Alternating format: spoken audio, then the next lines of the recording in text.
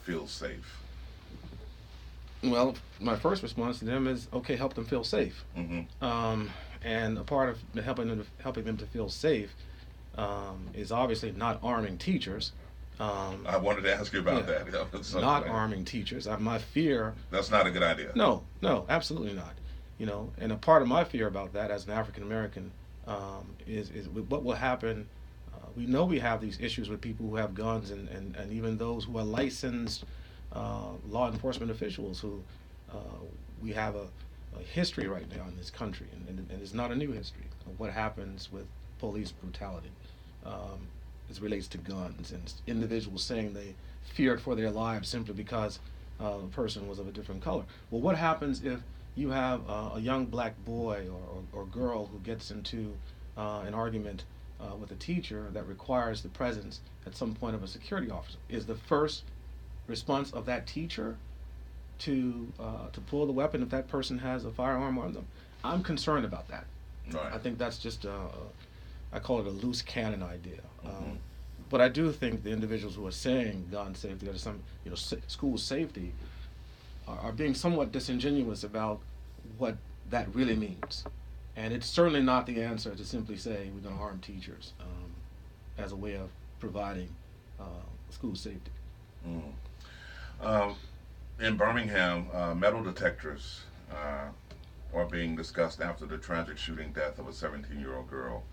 Uh, and we have metal detectors over at Jefferson Davis High School, where I teach, and other high schools and other schools. Well, what is your opinion of metal detectors as a safety measure?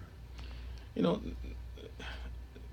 obviously, what I find sad is obviously the image of metal detectors in schools. Um, Yeah, I agree with that. the idea Yeah. that somehow or the other, the place where most of us have felt almost the same kind of safety Mhm. as home has now become something like a prison, Yeah. if you will. But I do recognize, having said what I said earlier about not arming teachers, that obviously at this moment, given that there are more than 336 million firearms out here, those that we can account for. Um, so the number is probably far more. 336 million is probably a fairly conservative number. So something must be done. I get Mhm. that. And also, people need to feel safe. Right. And maybe just by the presence of those metal detectors, people will feel safe until we can at least get to a point where our school culture does not reflect some sort of penal system.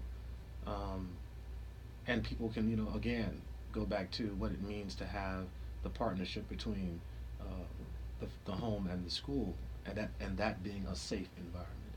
But in the absence of that, maybe that's one of the things we have to do Mhm. in the interim. But Right. it should not be a solution, obviously, Mhm. to the issue. So we got work to do. Let me get a telephone number once again. Kirk Hatcher is my guest. He's a veteran educator who has turned politician. So we'd like to hear from you. Mr. Hatcher is seeking the District 78 seat in the Alabama House of Representatives.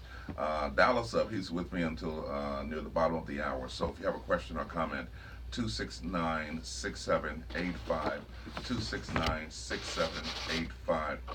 So, Kurt, what happened? Uh, Now that we got all this school violence, when I was in school, like you said, school was safe place. We had a great time. We didn't think about, the only weapon in school that I considered a weapon was that, that paddle Mm-hmm. that the teacher had, that board of education, That's right. and that was it. Yep. So, what happened? What? Rob, I don't think we can isolate it to one thing. And it didn't happen overnight, right? Mm-hmm. One thing is the breakdown in family, right? I think a part of that, I had, in my case, the women in my family, from my mom to my aunt, my grandmother, um, and the neighborhood, Mm-hmm. the church community. They were all a part of bringing me out. And there were expectations. There was expectation that you're going to go out of this place, out of this house, representing us, and you represent us well. And if you didn't, obviously that was a correction to follow Right. that. So there's a certain kind of accountability, I think, that comes by way of the community, where we have dropped the ball in that regard. And the other thing too is that, in addition to that, nowadays, of course, we have, uh, so many of our young mothers are just that. They're also very young mothers Very young. who have not been, uh, shepherded by other individuals, elderly folk in the community, seasoned parents and mothers who have raised up young people and who are helping them in that process. Now, the good thing is that's not the case for all. I've seen it personally, how some of those young mothers reach out to some of those elderly folk in the community to help with it. The village. Right. It's the village idea. So that's one part. But I think the other part of it is we kind of took our hands off this generation. These kids have pretty much raised themselves, and with that comes, the video games where, Yeah. the virtual reality. That you can shoot somebody in the video game, and of course they come back to life when you come to play again. Well, that's not the case when you're talking about human beings and human interaction. And we've lost the art of talking to each other and recognizing when I see you, I see an extension of myself. Right. And if I see you as an extension of myself, I'm less likely to harm you. But I think a part of what we're witnessing with all of those situations is just simply breakdown in our understanding of what it simply means to be more human. Mm. Just a bit more human. Right. And so I'm less inclined when when people go into road rage to take out a weapon and shoot someone. There's more of a tendency towards recognizing that life is valuable, and we want to sustain that. So I think a part of those, obviously that's not, there's a long list of things I think that probably have gone wrong, but I think those are key, especially as it relates, and that transcends, racial boundaries, and all kinds of socioeconomic boundaries. That idea that I can see you as an individual who is an extension of myself as a mere human being and care about your life. And so I think a part of what's happened is that we've lost that sense of care and concern about other lives, just human beings. During your years as an educator, what were some of the issues, and do you still see some of those issues now when it comes to education? And I've taught. I can appreciate that question because I've taught in several different types of schools. I've taught in schools that were severely underfunded. I've taught in schools that parents are literally on the Forbes 400 wealthiest list. And the one thing that I've seen that all of them have in common is relationships.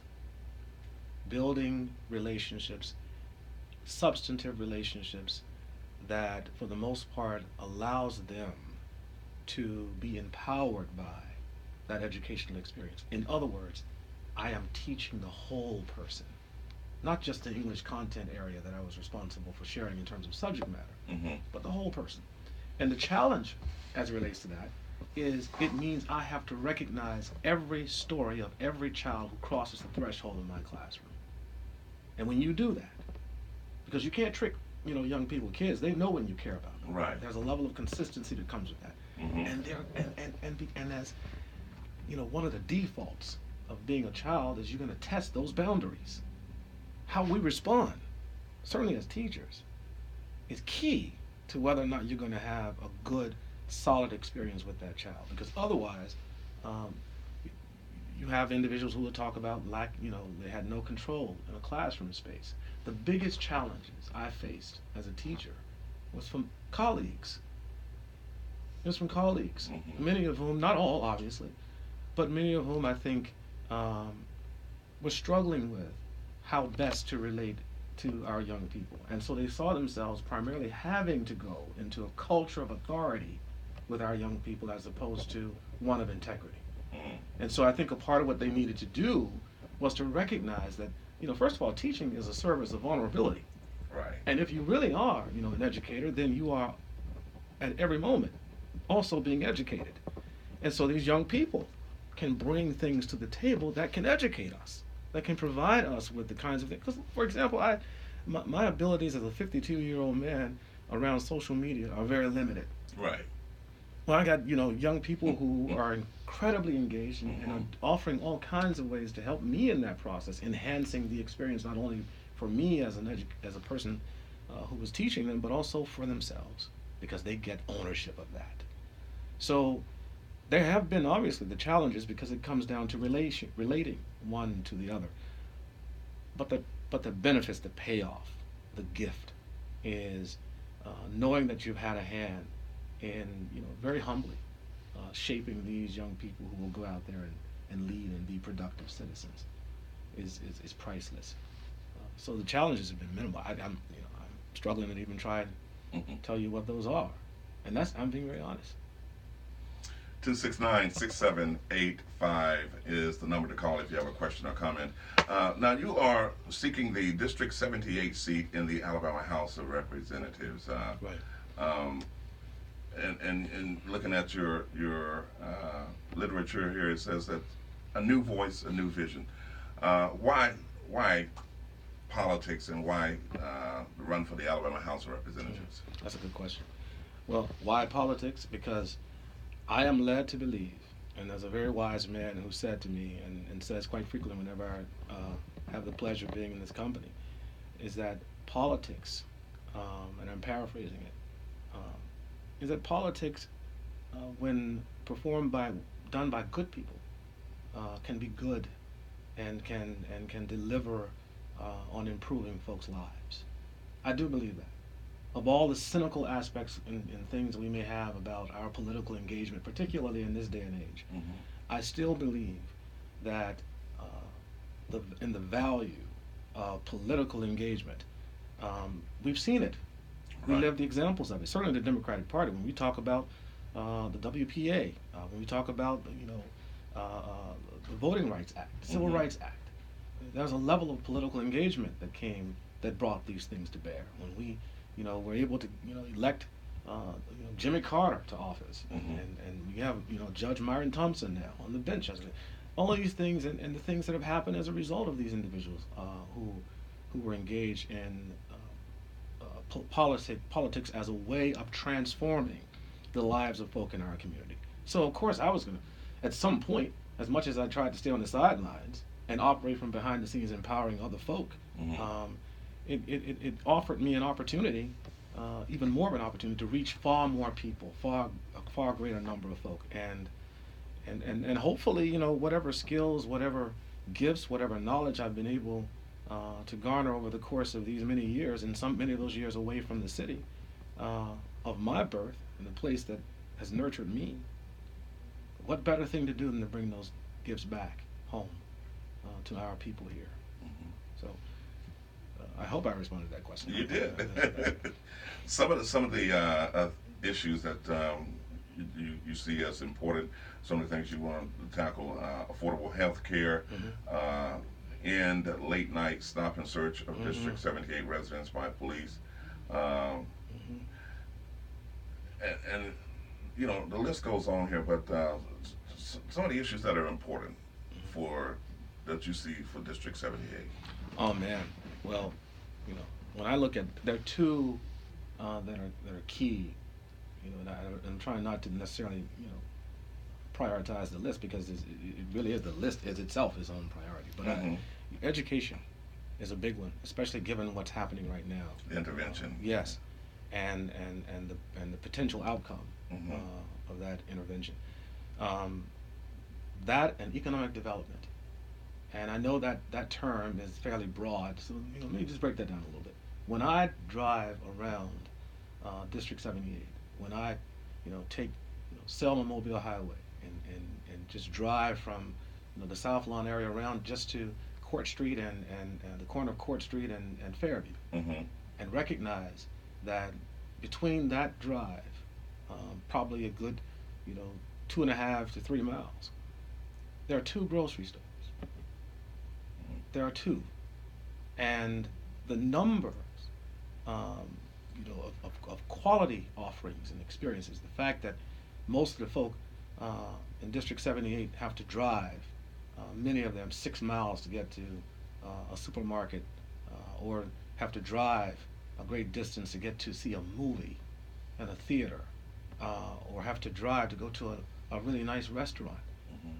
or shopping, or any number of things that I think